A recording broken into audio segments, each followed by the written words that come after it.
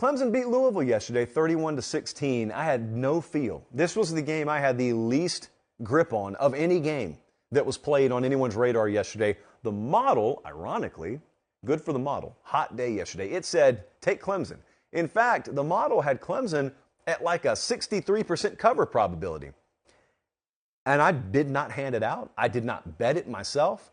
I just didn't believe. The model said Clemson, and I said, really, model? Because we know what it's done with Texas lately. So the model, dependable, but not always to be trusted. It was dead on the money. Clemson won this thing. They covered. It's the 14th straight win they've had off a loss. And what they did was pretty simple.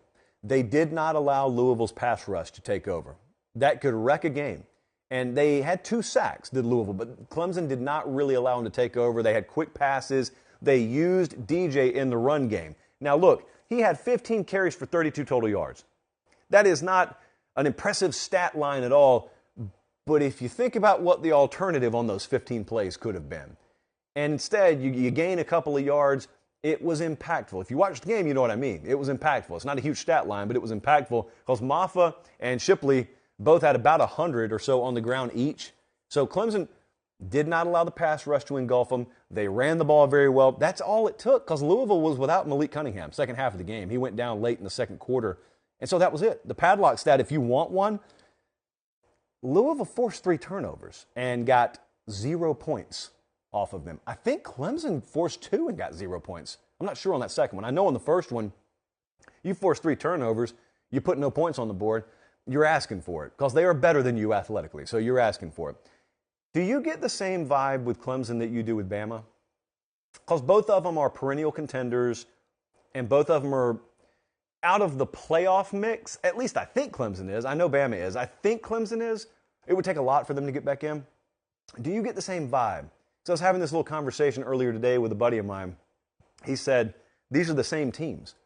And I said, well, no, they may be in this roughly the same position, but I don't know that they're the same team. But then, I thought about it a little bit more, and both coaches are being questioned for staffing decisions.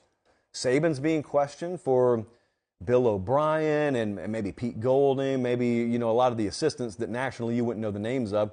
Well, Dabo's being questioned because of the same things. Now, they're able to somewhat block out that noise, but come season's end, whichever bowl game they go to is whichever bowl game they go to. But, everyone's going to be focused on what Jimbo does at A&M.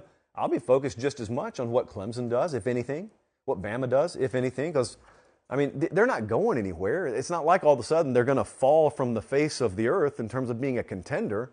They're still going to have a bullseye on their chest every year. It's just they might not be, running off a string of dominant years like they have. Voila, by the way. What do you know? Something else changed about the sport without an expanded playoff. I'm mocking it only because I was told by expansionists I had to expand the playoff or else Clemson and Bama were never coming back to earth. Yeah, they were. They always were. It's cyclical. That's kind of how these things work. Thanks for watching, guys. Don't leave yet. Don't leave yet. Make sure you like the video and please subscribe to the channel. Not just for me. That's how we keep this entire thing free.